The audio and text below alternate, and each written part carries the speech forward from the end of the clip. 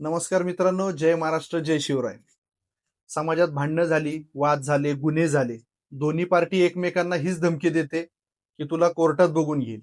आजही लोकांचा न्यायव्यवस्थेवरती विश्वास साबूत आहे.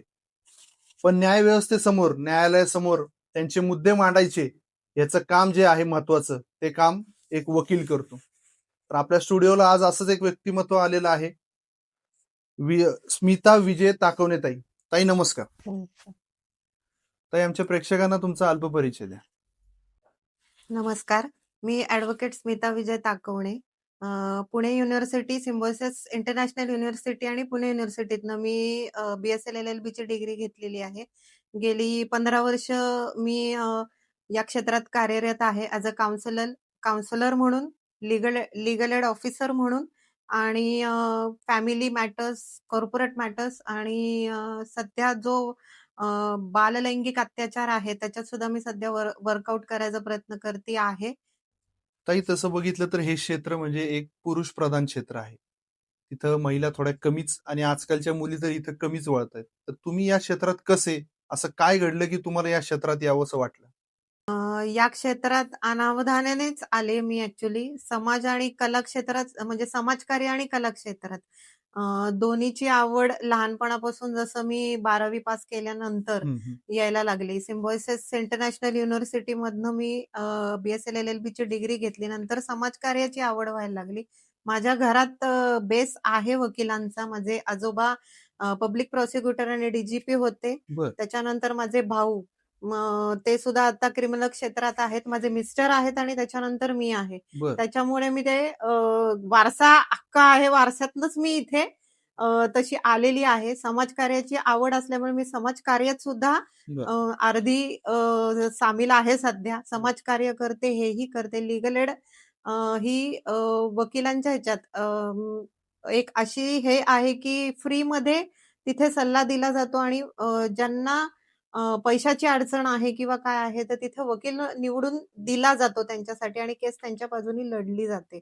तर लीगल एड अथॉरिटी म्हणून एक वेगळा सेल आहे, त्याच्यात सुद्धा मी वर्किंग, सध्या मला अपॉइंट गेलेला आहे तर त्याच्यात सुद्धा मी वर्किंग आहे. मी बऱ्याच लोकांना जे फायनान्शियली तेवढे केपेबल नाहीये तर त्यांना मी फ्रीमध्ये सल्ले देऊन बऱ्याचशा लोकांना तशी हेल्प पण केलेली आहे. समाजकार्यात तर मी आहेच आहे.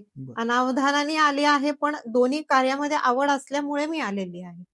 लीगल हेड जे तुम्हाला अपॉइंट केलेलं आहे, मग ते गव्हर्नमेंट थ्रू असतं की कसं, काय पद्धत आहे त्याची? एक अहिल्या लीगल सेल म्हणून आहे आणि एक लीगल एड अथॉरिटी आहे. तर ही डिस्ट्रिक्ट म्हणजे पुण्यातलं जे मेन कोर्ट आहे, जे पुणे कोर्ट आहे, तिथल्याच अथॉरिटी, अप्पर अथॉरिटी हे सेल क्रिएट करतात आणि तिथे काही सिलेक्टेड वकील अपॉइंट करतात. अच्छा. आणि मग तिथे तुम्ही तुमची बाजू मांडायला जाऊन किंवा तुम्ही जर फायनान्शियली हे केपेबल असाल किंवा नसालही तरी सुद्धा तुम्ही तिथे जाऊन सल्ला घेऊन मग तुमच्या केसेस पुढे तिथली अथॉरिटी आम्हाला ट्रान्सफर करते, असा तो विषय आहे.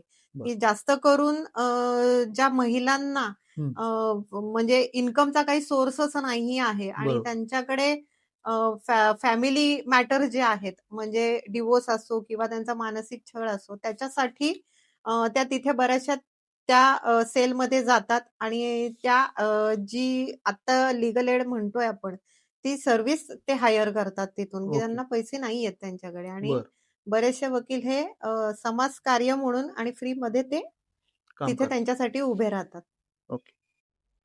ताई, एक महत्वाचा प्रश्न असा आहे, जो मला स्वतःला पण कधी कधी त्रासदायकच ठरतो विचार करताना, की सध्या समाजामध्ये कुठल्याही जाती धर्माचे असो, डिवोर्सचं प्रमाण खूप मोठ्या प्रमाणात वाढलेलं आहे. म्हणजे आता याच्या पुढे लग्न करावी का नाही करावी, हाच मोठा प्रश्न. लग्न करावी नाही करावी हा प्रत्येकाचा स्वतःचा आता पर्सनल विषय झालेला आहे. पण कसं झालंय, मुलं ह्याच्या बाबत फार निगेटिव्ह झालेली आहेत. मग काही बाबतीत मुलं असोत, काही बाबतीत मुली असो, कारण कामाचा प्रचंड ताण, एकमेकांच्या अंडरस्टँडिंग नाही, एकमेकांना वेळ देणं हा विषय होत नाही आणि कुठेतरी भौतिक सुखाच्या मागे खूप पळायला लागल्यामुळे, जबाबदाऱ्याही वाढल्यामुळं डिवोर्सचं प्रमाण हे खूप वाढलेलं आहे. त्याच्यामध्ये म्हणतात ना, मुलगी शिकली, प्रगती झाली. हं, हं. तर ती प्रगती कधी-कधी खूप हानिकारक पण असू शकते. अगदी बरोबर. तर 70% 50% किंवा असं म्हणू शकतो, की 50% हे डिव्होर्स हं. काहीच रिझन नसल्यामुळे होतात आणि 50% हे डिव्होर्स रिझन आहेत म्हणून होतात. म्हणजे त्याच्यातले 50% जे डिव्होर्स आहेत ते खूप शिकलेल्यांमध्ये जास्त व्हायला लागलेले आहेत. बरं. आणि त्यांच्या डिव्होर्सचे खरंच काही रिझन नसतात आणि जे कमी शिकलेल्यांमध्ये आहेत किंवा ज्या बेसिक हाउसवाईफ आहेत किंवा काय आहेत, ज्या पूर्वीच्या काळी होत्या, त्यांनी खूप सहन केल्यामुळे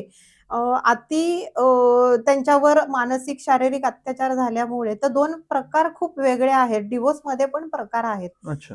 काही बायका ज्या हाउसवाईफ आहेत, ज्यांना कमाईचं साधन नाहीये, काही नाही आणि मेल डॉमिनेटिंग जिथं विषय येतो, तिथं त्यांनी अनेक वर्ष सहन केल्यामुळं मानसिक अत्याचार असो, मग त्याच्यामध्ये हुंडा हा विषय असो, मुलांचा विषय असो, हं, हं. तर बऱ्याचशा शारीरिक, मानसिक छळ असो, मारहाण असो, तर हे विषय वेगळे आहेत डिव्होर्ससाठी. तोही एक कॅटेगरी आहे आणि शिकलेल्यांमध्ये एक वेगळीच कॅटेगरी आलेली आहे, हं, की हं, ती हं.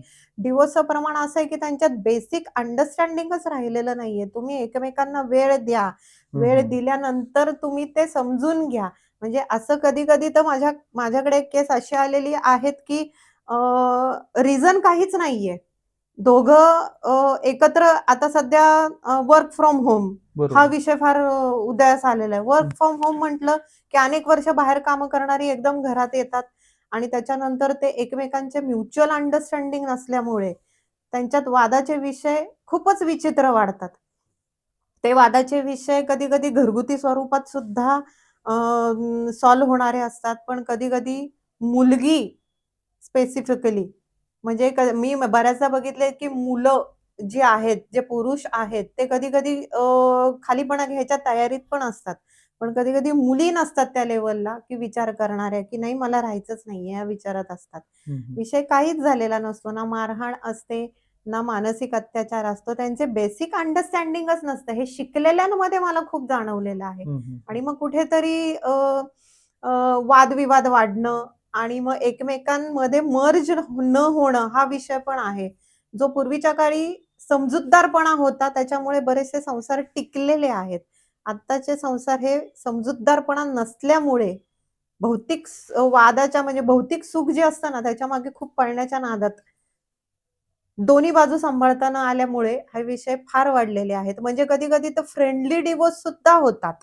म्हणजे बरं, मी हे पण सांगते, की म्युच्युअल कन्सेंट हा विषय आहे. शिकलेल्यांमध्ये हा जास्त आहे. बरं. की बाबा दोघेही खूप मोठे डिग्रीवाले आहेत आणि वादविवाद खूप नकोत.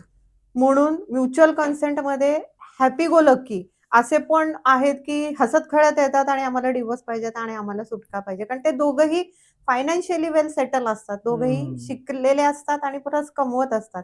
म्हणून ते भानगडीत त्या पडत नाहीत, की मी फार दिवस हे काढेल. कारण जनरली डिव्होर्स हा मॅटर म्हटला, की त्याच्यामध्ये स्टेजेस होऊन 2 ते 3 वर्ष नाहीतर 5 वर्ष असे लागतात. तर शिकलेल्यांमध्ये तर हा विषय आहेच आहे. पहिला डिव्होर्सचा प्रकार आहे तो म्युच्युअल कन्सेंटमध्ये. दुसरा आहे ते कंटेस्टेड डिव्होर्स. कंटेस्टेड डिव्होर्स म्हणजे तिथे एक जण जो असतो, तो डिव्होर्स घ्यायला तयार नसतो आणि दुसरा आहे, त्याला डिव्होर्स पाहिजे असतो. तो मग कंटेस्टेड मॅटर खूप वाढत जातो. मग त्याच्यामध्ये अ, बरेचसे विषय येतात, बरेचसे प्रकार येतात. मेंटेनन्स, ॲलिमनी हं. मग आता हे जे डिव्होर्सचे प्रमाण वाढले, मग याच्या पुढच्या काळामध्ये live in relationship he concept उदयास आलेलीच आहे. मग ही जास्त प्रमाणात वाढेल का? तुम्हाला काय वाटतं? तुम्ही मला आता लिव्ह इन रिलेशनशिपमध्ये साठी विचारलं, की काय आहे आणि काय नाही. तर ह्याचे प्रकार थोड्या दिवसांनी काय आत्ताच बरेचसे वाढलेले आहेत. कुणाला जबाबदारी हा विषय नकोय. फॅमिली ही जी जुनी संकल्पना आहे, ही संकल्पना खरंच खूप चांगली आहे. ही आपण जर टिकवली, तर ती पुढे टिकणार आहे आणि त्याच्यामुळे डिव्होर्स हे विषय कमी होतील. अ, असा प्रयत्न सगळ्यांनी केला पाहिजे, की बाबा तुम्हाला कोर्टात जायची वेळच आली नाही पाहिजे. हां, कुठले मेजर विषय असतील, की खरंच पुढचा व्यक्ती दारू पितोय किंवा पुढचा व्यक्ती मारहाण करतोय, तर तुम्ही नक्की या. पण काही ज्या गोष्टींना अर्थच नाहीये आणि तुमचं नुसतं छोटे मतभेद आहेत त्याच्यावरनं पण तुम्ही येऊन डिव्होर्स घेऊ नका. किंवा मग त्याच्यामुळे लिव्ह इन हा विषय खूप, आणि लिव्ह इन ही अमेरिकेतली संकल्पना आहे. ती इथे येऊन कुणी घेणं हे खरंच गरजेचं नाही. त्याचा फायदा म्हणण्यापेक्षा गैरफायदाच जास्त आहे. कारण त्याच्यामध्ये बंधनं तुम्हाला राहत नाहीत. एकमेकांचं कमवणं असतं. तू तुझ्या ह्याच्यात राहा, मी माझ्या ह्याच्यात राहा, असा विषय होतो. पण कधी-कधी लिव्ह इनमध्ये राहणाऱ्यांबरोबर सुद्धा गुन्हे घडू शकतात, आणि ती पुढची व्यक्ती, मग ती स्त्री असो, पुरुष असो, त्या कायद्याचा दुरुपयोग पण करून घेऊ शकते, की बाबा मी तुझ्याबरोबर एवढी राहिले. मग त्याचा पर्यावसन हे गुन्ह्यामध्ये सुद्धा होऊ शकतं. मग त्याच्यामध्ये एफ-आय-आर करा. मग तुम्ही त्याच्यानंतर अ, अ, मारहाण केली तरी त्याच्यावर गुन्हा होऊ शकतो. तर ही संकल्पना माझ्या दृष्टीने तरी चांगली नाहीये. कारण ह्याच्यात सुद्धा गुन्हे घडू शकतात आणि ह्याच्यात सुद्धा केस पडू शकतात. डिव्होर्सला मुख्यतः जबाबदार कोण आहे, मुलगा की मुलगी? कसं तुम्ही व्याख्या कराल? सध्याच्या काळात जेंडर डिस्क्रिमिनेशन म्हणतात ना, तो विषय नाहीये, की बर. मुलगा का मुलगी. हम्म. सध्याच्या काळात अंडरस्टँडिंगच राहिलेलं नाहीये. ओके. दोन्ही बाजूनी, म्हणजे आता 70% मुलगी शिकली, प्रगती झाली म्हणतोय आम्ही. तर मला तरी बऱ्याच प्रकारात, बऱ्याच प्रकारात माझ्याकडे आलेल्या केसेसमध्ये मुली या चुकल्या आहेत, हे मी बघितलेलं आहे. बर. त्यांना लग्न करायच्या आधी जेव्हा मुलाचा पगार माहिती असतो किंवा मुलाची परिस्थिती माहिती नसते, त्याच्यानंतर त्यांना तिथे ॲडजस्ट करणं फार अवघड जातं.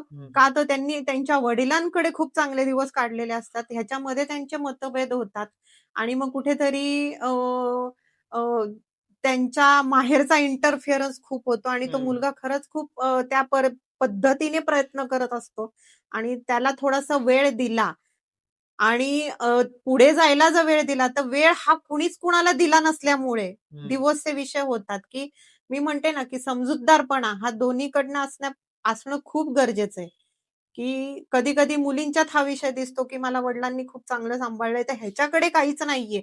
तर ह्या ज्या अपेक्षा आहेत ना, या वयानुसार वाढल्या पाहिजेत. हे माझं मत पडतंय. वयानुसार पैसाही आणि पदही वाढतं. तो तुम्हाला अचानक मिळत नाही. हे मुलींनी जर समजून घेतलं. मध्ये एक रिक्षावाला मुलगा होता आणि दुसरा एक व्यक्ती होता मुलगा, की तो कंडक्टर होता बसचा. तर ते दोघंही माझ्याकडं हा विषय घेऊन आले होते, की अ, बऱ्याच प्रमाणात प्री वेडिंग काय ते शूट वगैरेचा विषय आहे. सगळं करून सुद्धा ती व्यक्ती माझ्यापाशी इतका खर्च करून सुद्धा, प्रत्येक तिच्या डिमांड करून सुद्धा ती व्यक्ती माझ्यापाशी राहिलीच नाही. तर कुठेतरी मुलींनी हे समजून घ्यायला पाहिजे, की बाबा तू ज्या व्यक्तीला निवडलंय, हे लग्नाआधी तू त्याला बघितलेलं असतं. त्याची परिस्थिती असते. तर त्याच्यानंतर त्याच्या डिमांड्स तुमच्या वाढवून त्या मुलावर अननेसेसरी बर्डन टाकून त्याला टेन्शन देताय, तर समजूतदारपणाने संसार करावा. तिथं डिव्होर्सच्या विषय येणारच नाहीत. आता सध्या जो कलम प्रचलित आहे 498A, घरगुती अत्याचार किंवा डोमेस्टिक व्हायलन्स, याचा गैरवापर होताना कुठेतरी दिसतो. मग ह्याला कसं काय रोखावं किंवा याच्याबद्दल काय सांगाल तुम्ही? तुम्ही मला आता घरगुती हिंसाचाराबद्दल प्रश्न केला. तो डिव्होर्स, घटस्फोट ह्या विषयातलाच एक वेगळा विषय आहे, की घटस्फोट घेता सुद्धा घरगुती हिंसाचार 498A या कलमाखाली एक स्त्री, तिला जर मानसिक, शारीरिक आणि असे छळ जर घरात होत असतील किंवा तिला पैशानी छळवणूक होत असेल सासरकडनं, म्हणजे होत असेल, की तू माहेरकडनं पैसे घेऊन ये, किंवा तिला मानसिक अत्याचार, तिला जेवण न दिलं किंवा तिला पैशानी न सांभाळणं किंवा तिच्या रोजच्या ज्या नीड्स आहेत ते न करणं. तर ह्याच्याखाली तिचं म्हणजे तिला वाळीत टाकणं थोडक्यात घरात. तर ह्याच्याखाली काही स्त्रिया अ, जर खूप म्हणजे म्हणतात ना, मोठ्या प्रमाणात हा विषय होत असेल, तर 100% तो दाखल करतात. 498 खाली, म्हणजे डोमेस्टिक व्हायलन्स म्हणतात. आणि त्या ह्याच्यामध्ये पार्टीज जर ज्या करतात, त्याच्यामध्ये ज्या नेसेसरी पार्टीज आहेत, तो तर नवरा पहिला असतोच. त्याच्यानंतर नणंद, म्हणजे ज्यांनी तिला अत्याचार केलेत, त्या बरोबर. नेसेसरी पार्टीज खालीपर्यंत येतात आणि तोही दुसऱ्या कोर्टामध्ये, म्हणजे फॅमिली विषयामध्ये, डिव्होर्स मध्येच ही दुसरी आपण दाखल करू शकतो. पण याचा गैरवापरच जास्त प्रमाणात होतो. गैरवापर 50% होतो असं म्हणू आणि हम्म. 50% होत नाही असं पण म्हणू. हम्म. ह्याच्यामध्ये काही खरंच अत्याचारी स्त्रिया आहेत, की त्यांचे मणके मोडणं, अगदी इथपर्यंत काहींनी अत्याचार सहन केलेले आहेत. तर जुन्या काळात हा विषय खूप होता. बरोबर. त्याच्यामुळे 498A हा कायदा कलमात आणला, की त्यांच्या अत्याचाराला फक्त घटस्फोट हा विषय नाही, तर त्यांच्या अत्याचाराला पण काहीतरी त्याच्यावर ताळा लागला पाहिजे, की बाबा दारू पिऊन मारहाण, इतर विषय होते. सगळेच अत्याचार येतात त्याच्यामध्ये. तर त्याच्यामुळे तो कायदा पास केला गेला. तर अ, काही प्रमाणात हे विषय आहेत फॅमिली कोर्टमध्ये किंवा ह्याच्यामध्ये की खरंच होतात आणि ते दाखलही आहेत आणि खरंच होत नाहीत, हे सुद्धा विषय आहेत की काही अ, बायका आहेत की गरज नसताना 498 ही केस टाकतात. तेव्हा त्या नवऱ्याला हे सिद्ध केलं त्याने समजा, की हिने माझ्यावर फेक केस केलेली आहे आणि 498 हे माझ्या घरातल्यांनी हिच्यावर कसलाही अ, अत्याचार न करता हिने सूडबुद्धीने डिव्होर्सच्या बरोबर ही केस टाकलेली आहे आणि त्या माणसाने पुरावे जर दाखल केले म्हणजे रेकॉर्डिंग्ज म्हणतात किंवा WhatsApp चॅट्स म्हणतात किंवा बऱ्याचशा गोष्टी तर त्याच्यावरची जी एफ-आय-आर दाखल झालेली आहे ती रद्द होऊ शकते. म्हणजे असं नाहीये की पुरुषांच्या बाजूने कायदा नाहीये, पण तो पुरुषही जर त्या लेव्हलला जाऊन त्यांनी जर ते पुरावे गोळा केले, तर त्या बाईला सुद्धा सजा होऊ शकते. आणि ती त्याच्यावरची एफ-आय-आर ती रद्दबातल होऊ शकते नंतर. पण फक्त एफ-आय-आरच रद्द होऊ शकते. मग पुरुषांच्या संरक्षणासाठी काही कायदा नाहीच आहे का? पुरुषांच्या संरक्षणासाठी आत्ता तरी कायदे नाहीयेत. दाखल म्हणजे असे आत्ता तरी पास झालेले नाही आहेत. पण तुम्ही जर म्हणाल तर तो पुरुष जो आहे तर त्याला स्टँड घ्यायचा आहे. तर त्याची एफ-आय-आर तो रद्द करून घेऊ शकतो. पुरावे गोळा करून, की हिने माझ्यावर सूडबुद्धीने तर त्याच्यावर तिला सजा होऊ शकते. त्याच्यानंतर मानहानीचा दावा म्हणतात ना, की माझी नोकरी गेलीये किंवा हिच्यामुळे माझ्यावर मानहानी झालीये. माझ्या घरच्यांवर अननेसेसरी तिने पार्टीज केलेल्या आहेत. त्या सगळ्या पार्टीज पूर्ण रद्द होऊ शकतात, की बाबा कधी-कधी सासू त्याच्यात नसतेच, नणंद त्याच्यात नसतेच आणि नणंदेचा नवरा इव्हन त्याच्यात नसतो. ते बरोबर. कुठेतरी वेगळ्याच ठिकाणी राहत असतात आणि हे सगळ्या घराला त्याच्यात पार्टी करून घेतात. तर त्या रद्द करण्यासाठी सुद्धा तो व्यक्ती म्हणजे प्रयत्न करू शकतो आणि त्याच्याकडे त्याचे नेसेसरी पुरावे पाहिजेत, की ह्यांनी काहीच गुन्हा केलेला नाहीये. तेवढ्या वरपर्यंत त्यांनी लढणं खूप गरजेचं आहे स्वतःसाठी आणि वेगळा क्रिमिनल ॲक्ट अंडर तो स्वतःच्या मानहानीचा दावा त्या व्यक्तीवर करू शकतो. तर कायदा आहे, पण फॅमिली मॅटर्समध्ये नाहीये. हिंदू मॅरेज ॲक्टमध्ये नाहीये. तर तुम्ही अंडर सी वेगळा मानहानीचा दावा करू शकता. मॅडम सध्या पॉक्सो हा जो कायदा आहे, हा खूप चर्चेचा विषय ठरलेला आहे. ह्याचं जरा थोडंसं सोप्या भाषेत आमच्या प्रेक्षकांना एक्सप्लेन करून सांगा.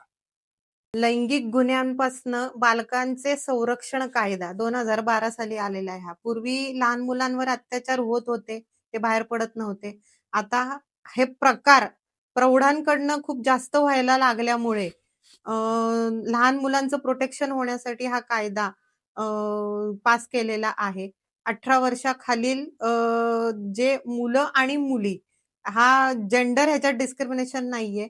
दोन्हींसाठी हा कायदा आहे.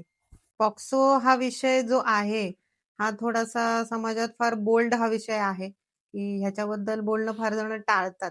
पण लैंगिक गुन्हे हे खूप वाढल्यामुळे अ, हा विषय थोडासा सध्या बाहेर आलेला आहे, की लहान मुलींवर खूप अत्याचार होतात. मुलीच नाही, इव्हन मुलांवर सुद्धा होतात. तर त्यांच्या विरोधात कायदे केलेच पाहिजेत, कडक कायदे आणि त्याच्यासाठी प्रयत्नशील राहून हा आता 2012 साली पास केलेला आहे. याच्यामध्ये बरेचसे गुन्हे हे एका प्रत्यक्ष म्हणजे ओळखीच्या माणसांकडूनच झालेले आहेत.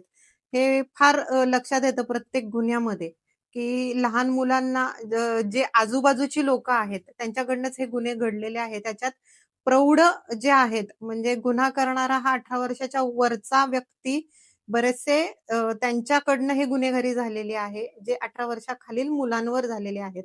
मग आता पॉक्सोमध्ये 2 विषय येतात, की प्रत्यक्षरित्या आणि अप्रत्यक्षरित्या गुन्हे होणं. प्रत्यक्षरित्या म्हणजे लैंगिक अत्याचार होतात आणि अप्रत्यक्षरित्या म्हणजे व्हिडिओद्वारे त्याच्यानंतर काही चॅट्सद्वारे आणि मीडियाद्वारे ही प्रकरणं बाहेर आलेली आहेत. तर ते अप्रत्यक्षरित्या सुद्धा गुन्हा केलेला हा याच लैंगिक अत्याचारामध्ये जे बालकांचं संरक्षण आहे त्याच्यामध्ये हा धरला जातो. पण त्याच्यामध्ये त्या मुलांचं वय हे 18 वर्षाच्या खाली लागतं. ह्याच्यामध्ये मुलगा आणि मुलगी हा विषय येत नाही. ताई, मग या कायद्याचा दुरुपयोगही केलेला बऱ्याच ठिकाणी दिसतो. तर असं कधी झालंय का? दुरुपयोग आणि उपयोग हे प्रत्येक कायद्यात प्रत्येक जण आपापल्या पद्धतीने करू शकतो. ओके. फायदे आहेत तितके तोटे पण आहेत. बरोबर. याच्यामध्ये असं आहे की आत्ताच एक केस माझ्याकडे आलेली आहे की बाबा एक मुलगा 21 वर्षाचा आहे आणि मुलगी ही 17-18 वर्षाची आहे. बर. तर दोघांचा प्रेम होतं म्हणून ते एकमेकांबरोबर राहिले आणि घरात कळल्यामुळं घरच्यांनी अ, हा विषय जो म्हणतो ना आपण की लैंगिक अत्याचार म्हणा किंवा पुढचा विषय म्हणा की बाल संरक्षण कायदा. तर हा पॉस्को त्याच्यावर हा गुन्हा पहिला लागला गेला, की बाबा ह्यानी माझ्या मुलीला फसवलंय तो वेगळा गुन्हा आणि तिच्याबरोबर लैंगिक संबंध ठेवलेले आहेत, हा विषय वेगळा. त्याच्यामुळे ती अंडर एज 17 वर्षाची होती म्हणून हा एफ-आय-आर मध्ये लगेच हे सेक्शन पडलं गेलं. त्याच्यामुळं उपयोग म्हणण्यापेक्षा दुरुपयोग पण झाला असं म्हणता येईल, की त्या मुलाला माहिती पण नव्हतं, की ह्याचा वापर असा होऊ शकतो. पॉस्को हा विषय त्याला माहिती पण नव्हता, की असा कायदा आहे आणि त्याचा दुरुपयोग हा असा झालाय त्याच्यासाठी झालेला आहे, की तो या गुन्ह्याच्या खाली पण अडकलेला आहे. भले का त्यांनी लग्न करणं किंवा नंतरचा विषय होता. पण ती मुलगी 18 वर्षाखालील असल्यामुळे तिच्या घरातल्यांनी किंवा पोलिसांनी हा कायदा त्याच्यावर पहिल्यांदा लादला आणि तो म्हणजे त्याला 2 गुन्हे दाखल झाले का त्याच्यावरती? एक रेपचा आणि एक हा पॉस्कोचा? रेपचा झालेला नाहीये. बर. ती मुलगी अंडर एज असल्यामुळे हं. त्याच्यावर पहिला पॉक्सोचा गुन्हा दाखल झाला हं. आणि त्याच्यानंतर मग ते संबंध ठेवल्यामुळे नुसताच त्याच्यामध्ये हा गुन्हा दाखल केव्हा होतो, जेव्हा लैंगिक अत्याचार आणि लैंगिक संबंध ठेवलेले जातात. सेक्शुअल हॅरॅसमेंट असते. ओके. मग ती अप्रत्यक्षरित्या असो किंवा अप्रत्यक्षरित्या असो. तर कधी-कधी मुलांनी हे फार सांभाळून विषय करावेत, की त्याचा दुरुपयोग पण होऊ शकतो किंवा तो व्यक्ती चांगला असला तरी तो अनावधाने ह्याच्यामध्ये अडकला जाऊ शकतो. आणि मग मुलीचं वय जर कमी आहे, मग तिची कबुली जबाब घेतला जात नाही का त्यावेळेस? कबुली जबाब जरी घेतला तरी कुठेतरी सूडबुद्धीने किंवा सूडभावनेने हा विषय त्याच्यामध्ये कायदा आल्यामुळे हं. तो कायदा आल्यामुळे तो सेक्शन त्याच्यातले पडले त्याच्यावर जातात, की बाबा ह्यानी माझ्या मुलीसोबत असा-असा विषय केलेला आहे. तर तुम्ही हा पण गुन्हा त्याच्यावर दाखल करा. नाही, नाही. मग त्यावेळेस मुलीला विचारलं जात नाही का, की मुलीला तुझं विचारलं म्हणणं काय आहे? जातं, मुलीला विचारलं जातं, पण तिच्यावर घरच्यांचं प्रेशर खूप असल्यामुळं ती ओके. कधी-कधी तिथं स्टेटमेंट चुकीचं देऊन टाकते आणि अच्छा. त्याच्यामुळे तो मुलगा अडकला जातो त्याच्यात. हो. त्याच्यामुळे दोन्ही मुलांनी करताना हा विषय करूच नये, हं. अशा मी मताची आहे, की त्यांनी सांभाळून हे विषय करावेत किंवा त्यांनी ह्याचं नॉलेज ठेवावं, की पुढे जाऊन त्याचा आपल्या आयुष्यावर आणि आपल्या पूर्ण कुटुंबावर. कुटुंबावर काय परिणाम होऊ शकतो. कारण कधी-कधी ह्याच्यात सूडभावना येतात, कधी-कधी इगो येतो, कधी-कधी माझ्या मुलीचा विषय आहे म्हणून येतो. हं. तर हा कायदा आल्यामुळे तो सहज पडू पण शकतो अंडर एज असल्यामुळे. म्हणून 17 वर्षाखालील मुली किंवा 18 वर्षाखालील मुलांनी सुद्धा हं, हं, हं. कुठलीही गोष्ट करताना फार विचार करून करावी. मॅडम, तुम्ही कॉर्पोरेट सेक्टरमध्ये सुद्धा काम करता. तिथलं कामाचं स्वरूप काय आहे नक्की? कॉर्पोरेट इंडस्ट्रीमध्ये पण अशीच मी अचानक आले. हं. बँकिंग क्षेत्रामध्ये सरफेसी हा ॲक्ट आहे. बरं. त्याच्यामध्ये प्रॉपर्टी अटॅचमेंट पासून पोझेशन पर्यंत हे विषय होतात. त्याच्या मी ऑर्डर्स घेते आणि मोठ्या-मोठ्या लँडचे त्याच्यानंतर फ्लॅटचे आणि प्लॉटचे पोझेशन हा विषय त्याच्यामध्ये खूप मोठ्या प्रकारात म्हणजे असं होतं, की खूप मोठी-मोठी कर्ज घेतलेली असतात कधी-कधी. 20 कोटी, 100 कोटी बरं. शेअर होल्डर्स असतात. मग त्या कंपन्यांनी कर्ज घेतलेले असते आणि ते कधी तरी फेडत नाहीत ते. कधी-कधी त्यांचे अकाउंट स्वतःला ते पूर्ण दिवाळखोर म्हणून जाहीर करतात आणि मग त्यांच्या अनेक प्रॉपर्टी अशा पडलेल्या असतात. लोन त्यांचे राहिलेले असतात भरायचे आणि कुठेतरी बँकेला ते कव्हर करायचं असतं आणि त्याच्यानंतर कोर्टामध्ये सीजीएम हा विषय म्हणजे हे जे कोर्ट आहे ते स्पेशली त्याच्यासाठीच आहे की तिथं सरफेसीचेच विषय चालतात. आधी ते तलाठी, तहसीलदार यांच्याकडे कलेक्टरकडे हे विषय जायचे. त्याच्यानंतर तिथे खूपच हे व्हायला लागल्यामुळे एक्झिक्युशन हा विषय होत नव्हता. तर त्याच्यानंतर मग शिवाजीनगर कोर्टमध्ये हं. सीजीएम कोर्टात ते दाखल व्हायला लागले आणि तिथनं पुढं मग तो विषय चालू झाला, की तिथनं ऑर्डर घेतलेल्या एक्झिक्यूट लवकर व्हायला लागल्या आणि मग हळू हे पण मॅटर वाढायला लागले आणि मग मी लँडचे पोझेशन, त्याच्यानंतर कमिशनर अपॉइंट करणं, हे विषय करून मग मी त्याच्यामध्ये उतरले. तर कॉर्पोरेटमध्ये हा एक विषय आहे की सिक्युरिटायझेशन किंवा ज्यांचे अकाउंट एनपीए झालेले असतात, त्यांनी कर्ज फेडलेली नसतात, खूप मोठे मोठे लोन घेतात. त्यांच्या प्रॉपर्टींच्या ऑर्डर घेऊन त्याच्या पोझेशन घेणं हा विषय त्याच्यात आहे. तर कधी ते 101 अंडर कलेक्टरकडनं पण होतात आणि ते शिवाजीनगर कोर्टामध्ये एक स्पेशल कोर्ट आहेत, त्यांच्याकडनं सुद्धा होतात.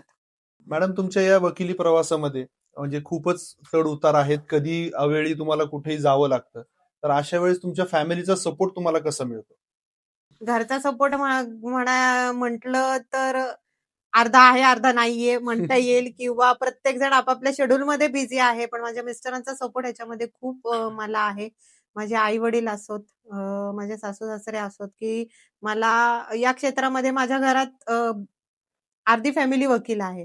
त्याच्यामुळे प्रत्येक जण आपापल्या क्षेत्रामध्ये बिझी आहेत आणि मला असं मी वकील आहे म्हणताना सुद्धा मला माझं घराला पण तेवढी प्रायोरिटी द्यावी लागते. कारण मी एका क्षेत्रात नाही, मी 4 क्षेत्रामध्ये समाजसेवा, वकिली, त्याच्यानंतर काउन्सिलर म्हणून आहे आणि मी मॉडेलिंग क्षेत्रात सुद्धा आहे. त्याच्यामुळे मला 4 ठिकाणी वेगवेगळ्या ठिकाणी पळावं लागतं बरोबर. आणि ह्याच्यासाठी मला बॅलन्स करून सगळं घर म्हणतात, की घर बॅलन्स आणि काम बॅलन्स हे करून सगळं सांभाळून सगळं करावं लागतं. कधी-कधी पुढे-मागे होतं. माझाही संसार आहे. पण बरोबर. ते मी बॅलन्स करून हे करते. मॅडम, तुम्ही तुमच्या एवढ्या बिझी शेड्यूलमधनं वेळात वेळ काढून आमच्या स्टुडिओला भेट दिली आणि आमच्या प्रश्नांना चांगली उत्तरं दिली. त्याबद्दल आमच्या स्टुडिओकडनं तुमचं मनःपूर्वक धन्यवाद आणि पुढच्या वाटचालीस शुभेच्छा. खूप-खूप धन्यवाद तुम्ही मला इथं बोलवल्यामुळे आणि मला कुठेतरी तुम्ही पाहिलं असेल त्याच्यासाठीच इथे समाजासाठी काहीतरी देणं लागतो आम्ही बरोबर. न्यायदानाच्या क्षेत्रात आणि त्याच्यासाठी तुम्ही मला इथं बोलवलं, की कुणाला तरी छोटे-मोठे सल्ले दिले, बरोबर. तर आपलंही समाधान आहे, की त्यांनाही त्यांचं नॉलेज वाढू शकतं. अगदी. त्याच्यासाठी खूप-खूप धन्यवाद तुम्ही बोलवल्यासाठी.